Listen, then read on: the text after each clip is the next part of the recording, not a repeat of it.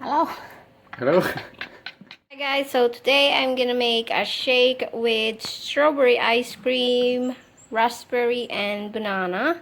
So guys, look at my raspberry is frozen and I use a overripe banana so I don't need to use a sugar.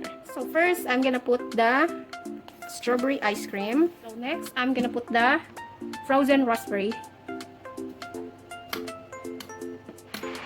Next I'm gonna put the overripe banana. It doesn't matter guys if it's black because that's normal. So lastly guys, I'm gonna put a little bit of milk. Is that enough, babe?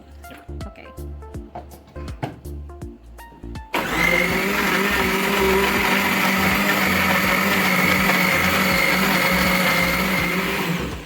Okay, that's it.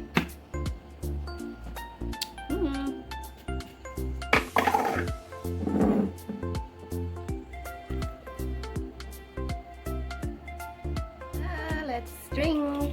This is my strawberry, raspberry, and banana smoothie.